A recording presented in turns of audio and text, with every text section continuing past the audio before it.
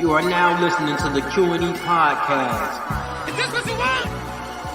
Huh? Is this what you want? Well, come and get it, goddammit!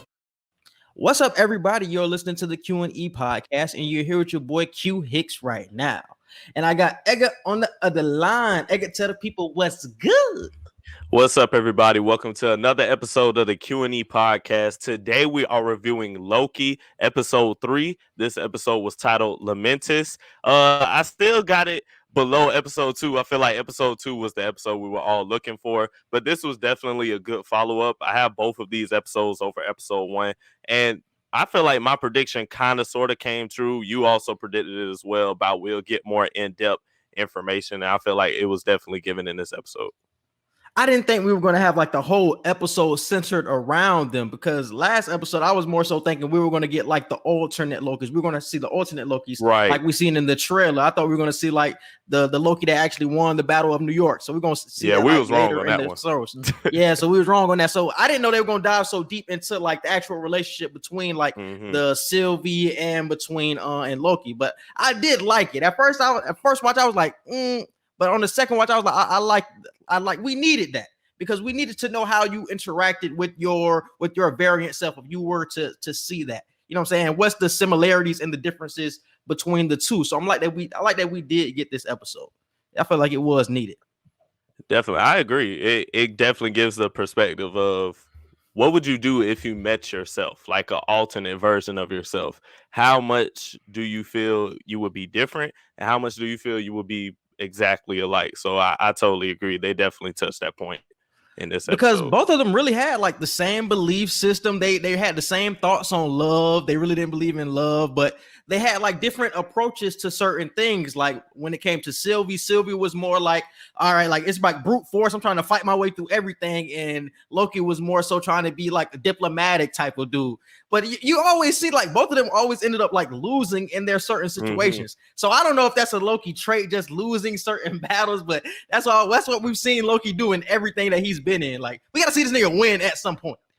I feel like it was kind of like a twin situation. Like, with twins, they have their similarities, of course. Like most of them look exactly alike. Most of them have kind of like the same taste buds and stuff, but they also have points where they're polar opposites. And that was definitely what you just alluded to just then. Like Sylvie was more so brute force with a lot of things, and Loki is more so I'm gonna connive my way through this situation. Like they're polar opposites with certain things, but then there's other things where it's like they in their sleep they just synchronize so well with certain things.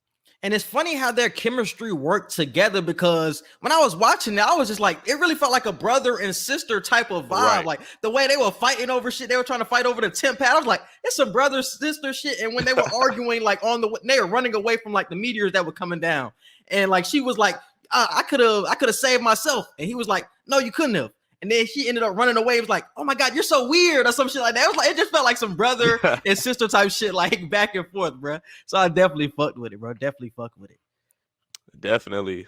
So let's get into the biggest plot points of this episode. The 3 biggest plot points we pulled were Loki and Sylvie have a truce. They're not necessarily partners right now, but the situation that they found themselves in with being transported to Lamentis, they have come with a truce to both get what they're trying to go to war on, both get what they're trying to achieve. They've created a truce. I thought that was pretty cool. You had anything to say on that? No. And number 2, the lies of the TVA are now surfacing. We see that around, I want to say like halfway into the episode, Loki started asking questions about, what do you mean like the variant what do you mean the TVA agents like weren't made by the timekeepers? Like what, we're all variants? Is that what you're saying? Like, so I thought that was crazy. I'm like, what? Because you said it. You said the timekeepers, maybe not the timekeepers, but somebody is lying in this situation about what's actually going on. Exactly, because it was more so about the video that we seen. At the end of the video, it had said something like time variance, like narrative commission or some shit like that. Like narrative is like trying to create your own agenda. And in the video, they said that they had created everybody that works for the TVA. And then we found out with that one scene with Loki and Sylvie that that's not true. Everybody was not created. So we find out that everything that they've been feeding us is propaganda in the first place. They're trying to blind us when everything they're telling us is straight lies, bro. Shit is crazy. Shit is crazy. Hey, you said it. You said exactly what you said just then. Propaganda. That's all they've been giving us.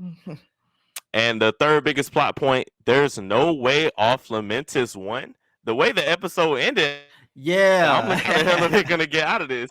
There's no temp pad. The arc that they're going towards is getting destroyed in their face. And you see Sylvie just walk off pissed off. So I'm like, bro, are they stuck here like indefinitely right now? And that shit kind of fucked me up because I seen the episode was like 40 minutes. So I'm like, okay, it's going to be a shorter episode. That's cool because we seen like it was 50 for the first two. But when I seen it end like that, I was like, damn it, like, did my shit get cut off earlier than everybody else? I felt like it was definitely supposed to be more, but I was like, that's kind of crazy because it's another Loki going to have to come in and save them from their death.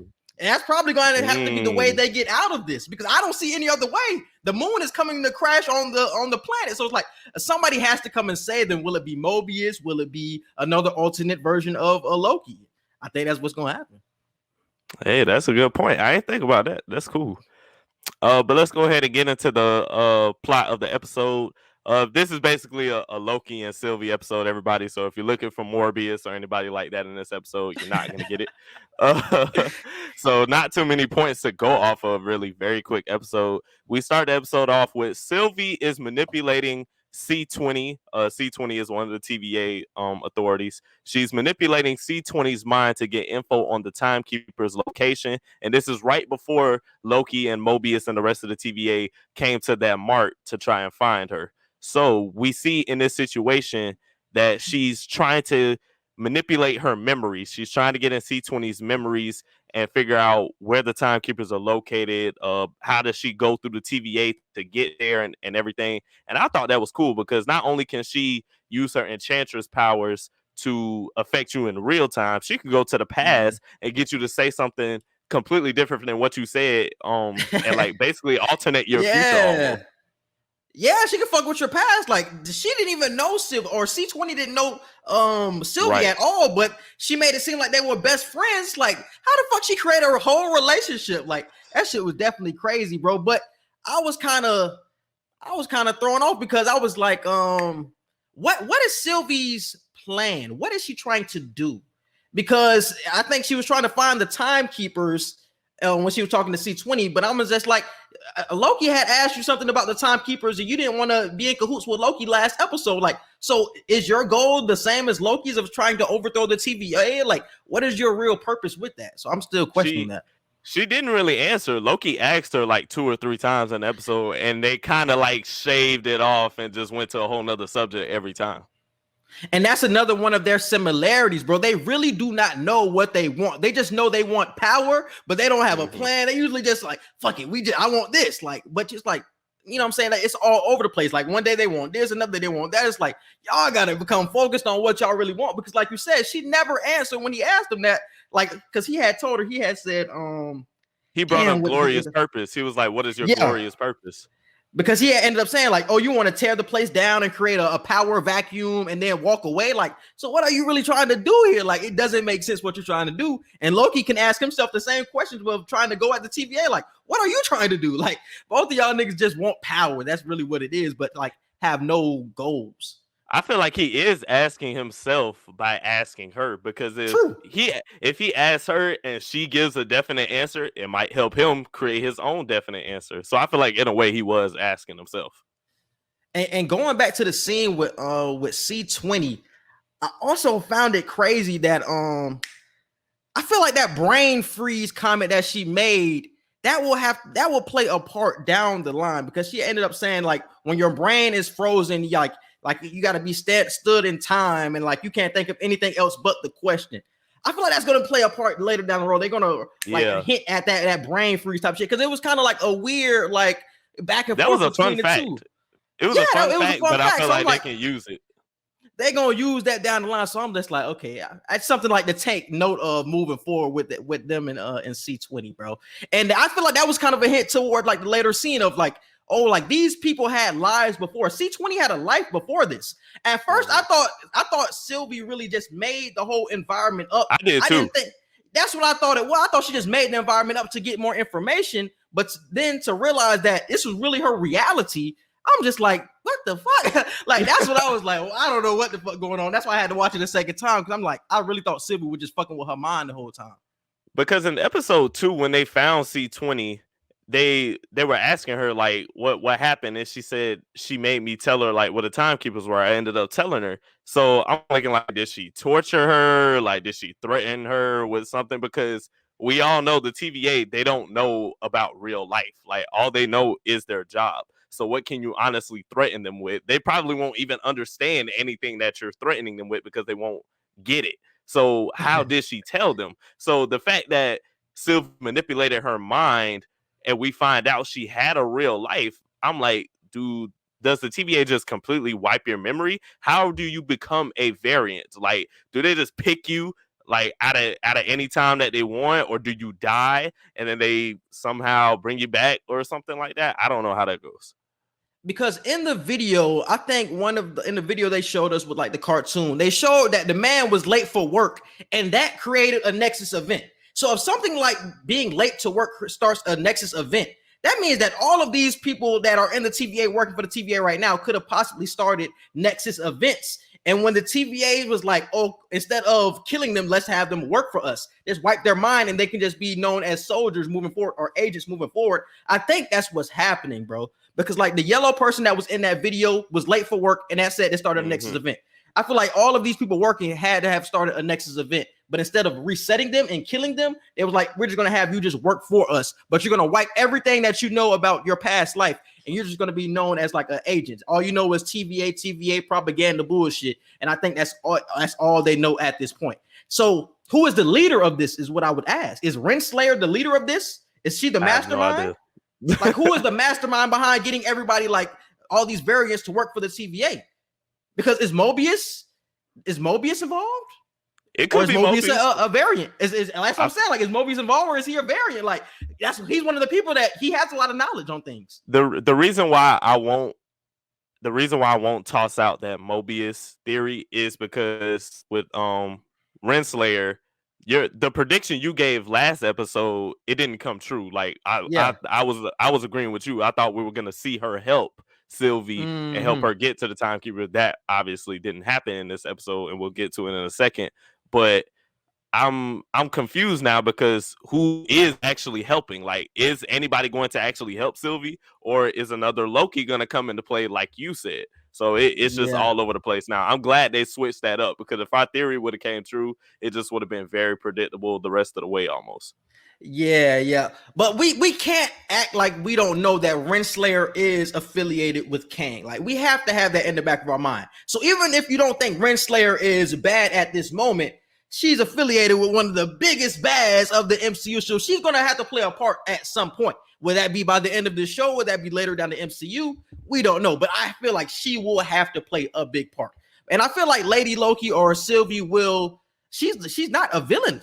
At first, we obviously thought she was a villain, but she's a good guy. Like, she's working with Loki. I feel like they're gonna be. But I'm still questioning what the purpose of what she did at the end of episode 2 was. Because why did she do that when we get what we get in episode 3? That's what I say. I'm not gonna call her a hero yet. And I mean, well, she's not a villain, but she's not an anti-hero. I'm just saying anti-hero. That's all. She's an anti, and it's crazy because like Loki does the same things. He just does bad guy shit, but he has like good motives or sometimes, and he's just like a good guy. So it's like you don't know which person he is. So he's like in between. Same thing with Sylvie. So it's like you can go either way on it. Same way with Wanda. You know what I'm saying? Like you can go either way, but that's something to look forward to. Like we don't know which way. I feel like the TVA is more so going to be the bad of this series, and the anti-heroes will be Loki and Sylvie and all the Loki variants. Those will be like the good people. I feel like the TVA will be the big bad, which I did not predict. I thought it was definitely going to be Sylvie, but it looks like it's going to be the TVA like as a whole, because it's a whole lot of shit that the TVA don't want you to know about. And one person that we never talked about really, and I think will play a big part, and because she's getting a lot of attention, is Miss Minutes. People are saying that Miss Minutes could have her own storyline, which I really haven't thought about. I've seen that today because like people don't know what she really is. Like, is she an AI? Is she a recording? Could she have something to do with the TVA and the propaganda that is being pushed? Like, she is the person that recited all of the instructions to Loki, like, could she have a bigger hand in what's going on in the TVA than what you would think? Than what you would think, because she's just a clock. Like, could she have more power? So what do you think? I feel like that could be possible. I'm just not sure because I really feel like she's just AI. I don't see her playing, like the lead villain role, but I feel like she could be like, what's the word I'm looking for?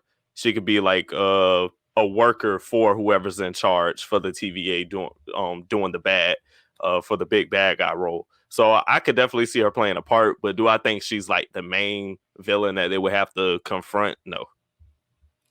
Because I'm still thinking about that one clip I seen last week when we zoom in on one of the lizards in the background. This is like, okay, I feel like that's Kang.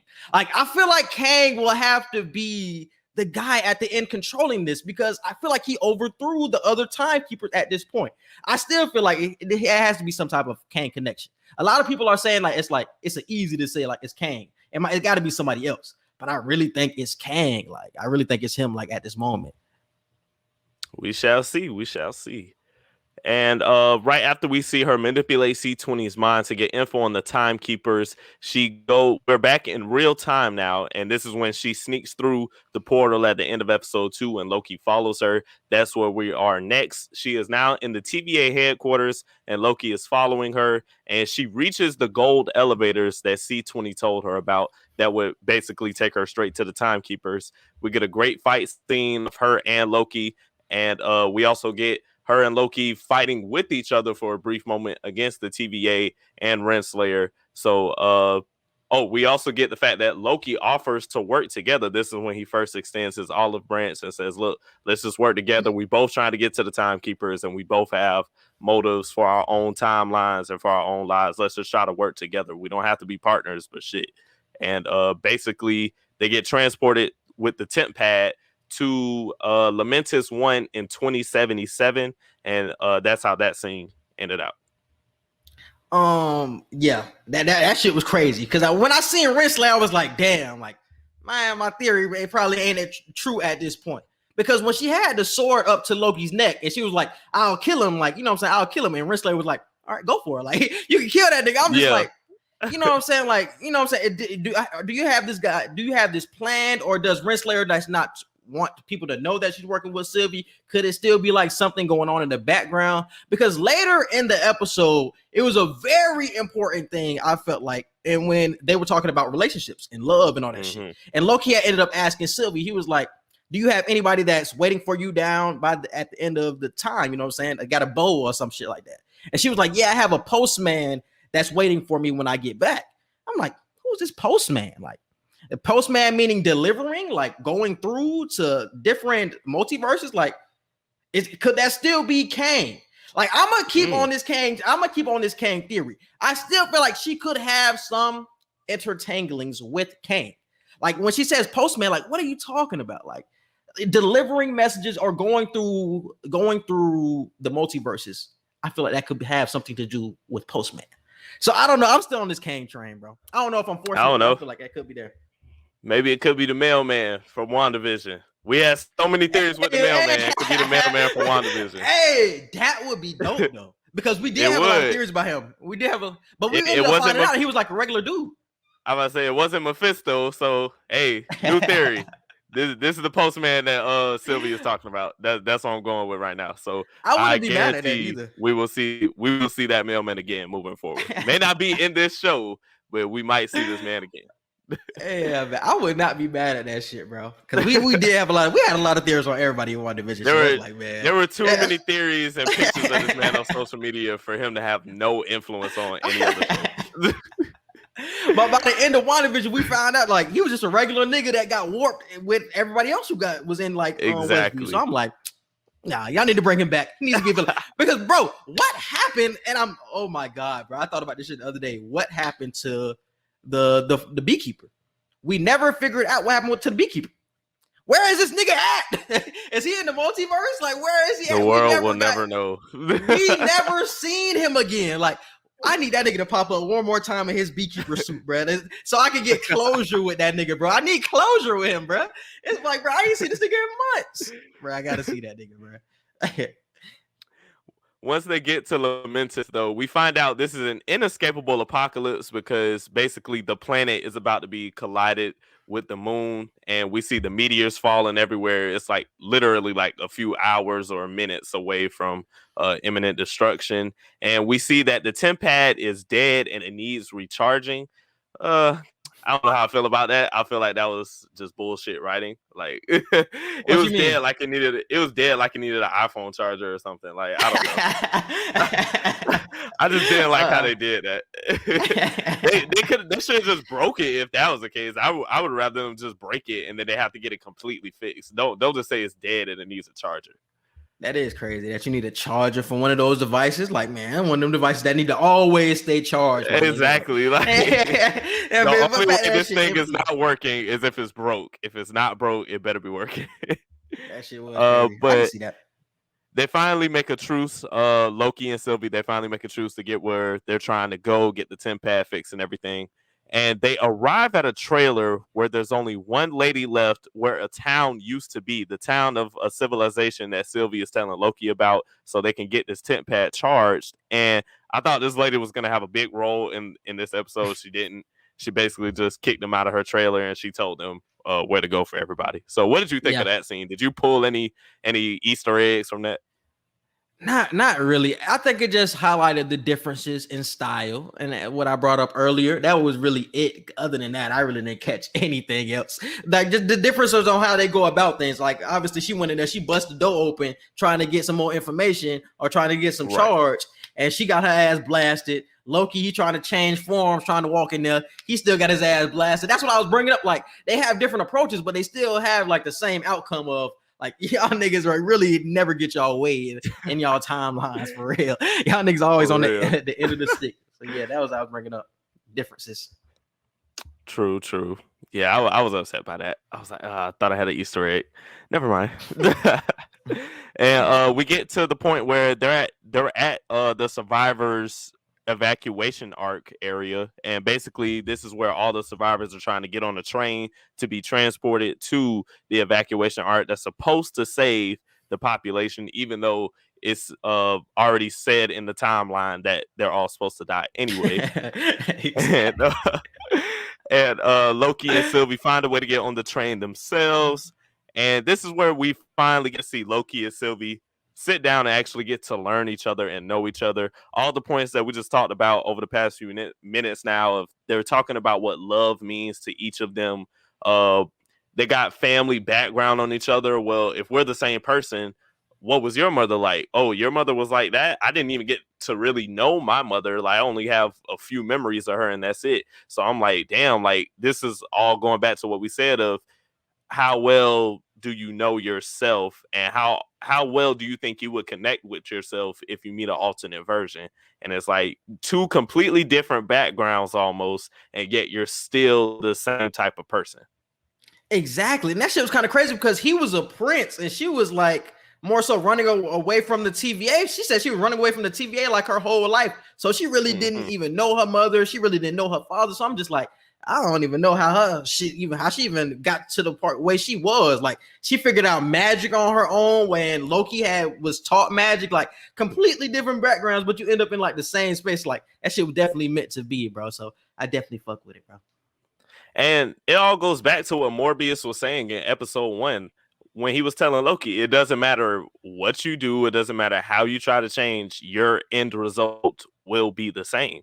And I don't know, like, are the TVA really lying like how we think they are? Is there some truth to what they're saying, even though we do know that there are lies surfacing now? Like, is there still some truth to what they're saying? Is Loki still just meant to die in a fashion that he just wouldn't want to? Is he meant to still always just be the loser or be the bad guy? I don't know. I feel like there's truth and falseness with the TVA. I think that's just the people that they're meant to be in society. In society, we are meant to play roles. And I think Loki's role is to be on the end of the stick. We are going to get to see Loki on the higher end of the stick later in this show, because we're going to see him win the Battle of New York. We're going to see him be like the god of Asgard. So we're going to have to see him in those high level roles. But it's just like, that's not what you're supposed to be, because now you're fucking everything else up, and it's not how the timeline is supposed to be. Like in society on this pure timeline, you're supposed to be this type of guy. And I think that's how it is. So I think Mobius was right on that point, but we do see that it's a lot of lies going on. And is Mobius really the only true person in this timeline? Is he the only person that's telling the truth and telling what he knows? Is he the only authentic person? Or is he lying to Loki as well? Like, we don't know. But for right now, I feel like he has been telling him truths. I don't feel like he's necessarily lying to Loki. It's just, I don't think he's telling him everything. Like, I feel like there's definitely things he's leaving out. But we see Mobius was in the dark too, though. Mobius was in the dark too on a lot of shit. So it's like, he could be telling Loki everything he knows, but he doesn't know everything because Renslayer is not telling him everything. So it's like, hey, the higher power, maybe Miss Minutes has something to do with that. Miss Minutes could be having something to do with holding back information, and the propaganda with Kanga was something that's going on. We could see that Miss Minutes, Renslayer, is holding back everybody. Mobius. So Mobius had a past life then.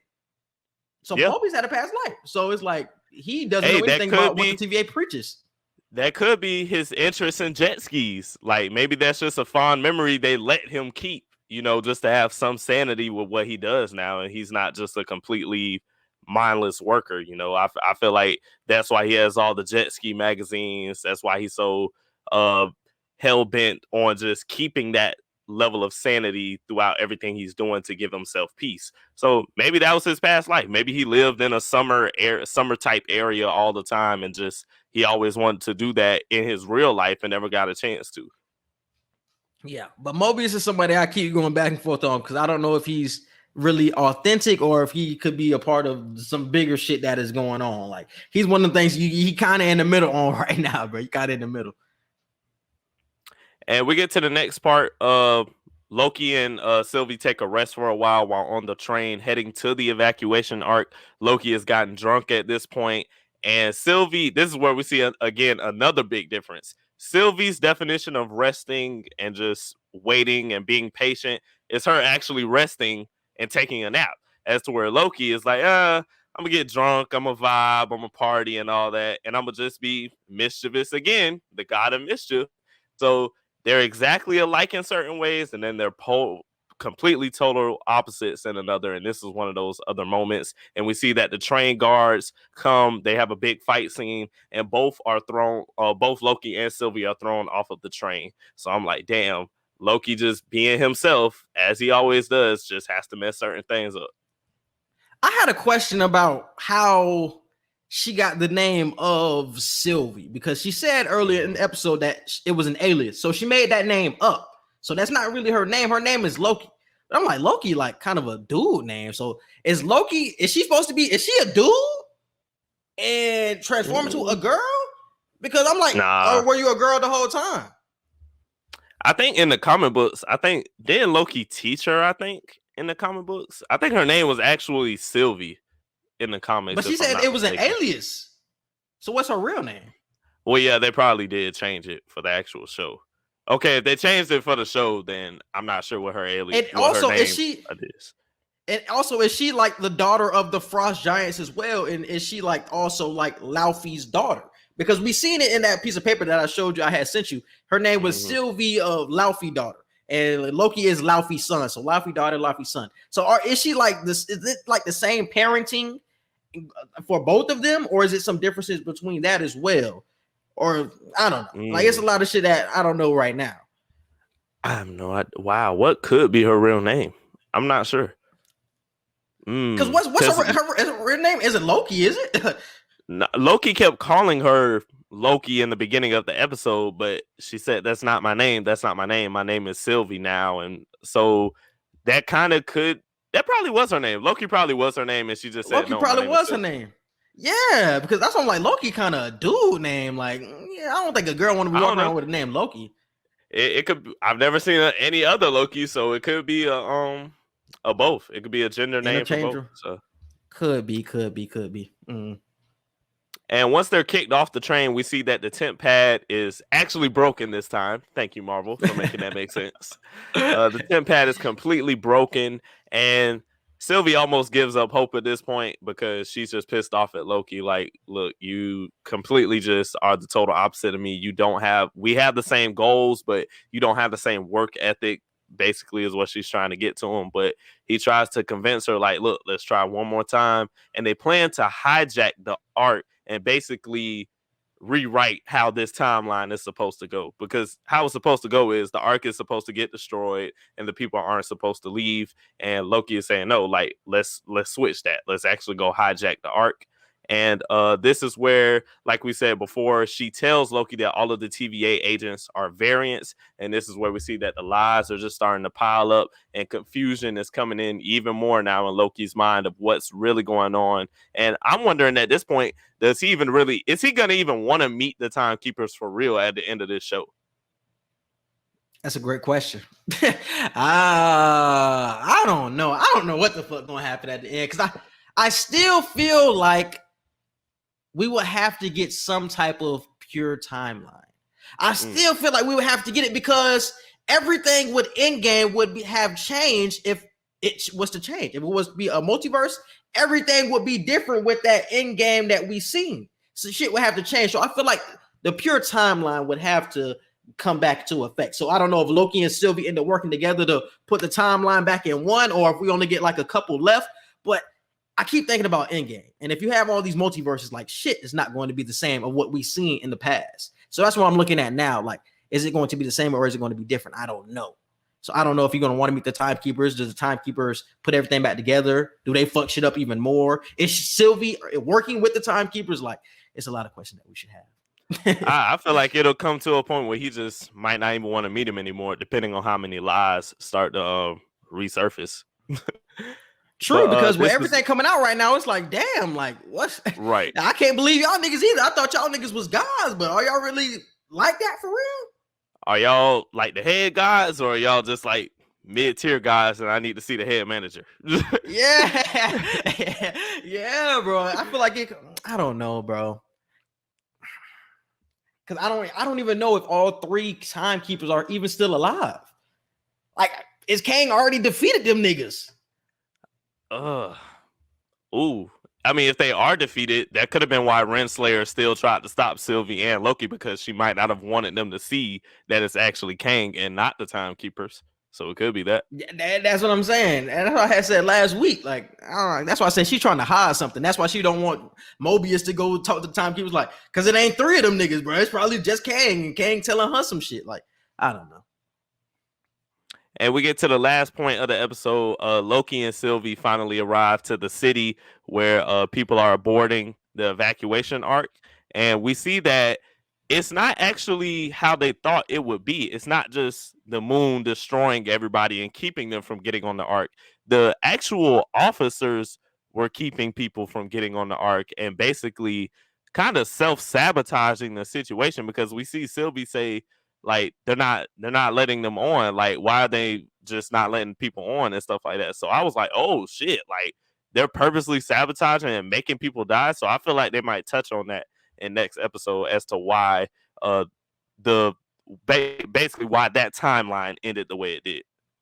Yeah, because bro, I don't know if I've seen this shit right, but I seen a planet spitting out like meteors. You seen that shit when like somebody, like a mouth was opening and meteors was shooting. I was like, my nigga, where are y'all at? That planets are just shooting meteors out of their mouth. I didn't know what the fuck was going on. There was a lot of shit going on at the end, my nigga, but I was just like, I was confused at that shit, bro. And the ending fucked me up even more, because I'm just like, nobody gets to live. Like, y'all niggas gonna die in this apocalypse. Like, and y'all niggas probably never gonna get heard from again. Like, right. You obviously know it's not gonna end that way because it's Loki's show, but it's just like that shit was kind of crazy when I seen it end that way. But I feel like that was the end of the episode. But for a prediction, I feel like you said this too. I think Lamentis was never in the Marvel comics, I don't think, but there was a comic printed out called Annihilation, and I think it had to do with Peter Quill and a few other people. What you call it? What was the dude name of Guardians of the Galaxy? Ronan. Ronan and Peter Quill. There was a comic book called Annihilation, and it had to do with the Kree. That's the people in Captain Marvel, right? Lamentis is a planet near I think Hala. I think that's like a Kree home planet, if I'm not mistaken. So we could possibly get like a hint at the next Captain Marvel from this show because Lamentis is so close to where the Kree live. So maybe the Kree are seeing what's going on and they could possibly intervene with what's going on to help save this Loki and this Sylvie, or it could be another Loki, like you said. But not only do I think we'll possibly get a Wanda feature in this show, don't be surprised if we get some Captain Marvel Easter egg, because they're going to be multiple Captain Marvels, I'm assuming. Not Captain Marvels, but Captain Marvel like heroes in the next Captain Marvel movie. So maybe this could be a hint at that on how the Kree see what's going on. Maybe in this timeline, obviously Nick Fury would be dead, but whoever is in charge after Nick Fury for S.H.I.E.L.D., who's working with the Kree and building that space S.H.I.E.L.D. program, maybe they could have something to do with what's going on. I don't know. There's so many openings, bro. Yeah. So many openings. I like that because we could see an older version of Captain Marvel come and swoop in and save Loki and everybody because they need. Oh shit, that could happen if you're right about the Kree. No, the Kree is Captain Marvel's people, correct? Yes. They were the ones who changed. Yeah, they're the green people that changed. Oh, okay. That's great. So what was the other one? I'm forgetting about the group that they were fighting in Captain Marvel.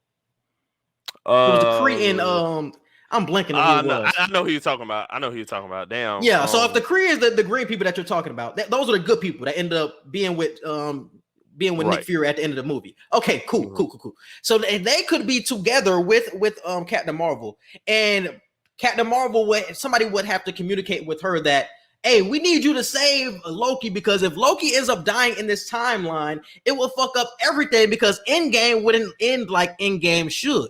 We need you to save Loki and his variant self so they can get out and the timeline can once again become pure. Because if Loki is dead, everything that we've seen with Endgame will not come true because this is 2012 Loki that they took out.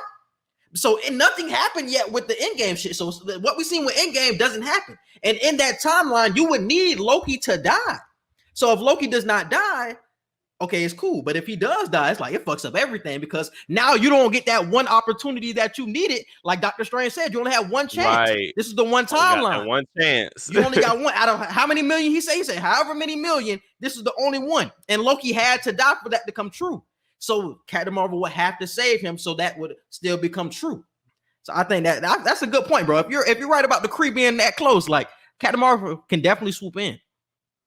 So those are the things we can look out for. I'm not gonna say it's a solid prediction, but definitely be on the lookout. Don't be surprised if we see Wanda hints in this show for the last 3 episodes. Don't be surprised if we see Captain Marvel and the Kree and all of that, like we just said, even just S.H.I.E.L.D. period. Don't be surprised if you see any of those. This show has so many openings, y'all. But if I had to give a prediction on what's gonna happen next episode for episode 4, I'm gonna go ahead with your Loki point. I predict that comes true, that another Loki will intervene in this timeline and help save them. And I feel like next episode is when we will get the multiple Loki situations and scenarios that we were expecting. This episode 4 now, yeah. So that's hopefully the big prediction I see. And I think the same way. I think somebody, a future Loki, ends up saving this Loki and Sylvie, and is like, we don't need you. I think it will have like the same like purpose of we need you to stay alive so this can happen. So even though it wouldn't be Captain Marvel, I think even for Loki, it would still be like, we need you to stay alive. We need you to die how you died to Thanos. Like, we can't have you dying like in a apocalypse in 2077. Like, you fucking up the timeline at that point. We need you to die here. So it's like somebody will have to save him, or maybe Mobius will end up finding them niggas and saving them. I was just going to say, maybe Mobius finds them because they're 10 past work. They're back at the TVA, I'm sure, by now, trying to track where they He knows are. that they're in apocalypses. Right. So and it could be the Mobius.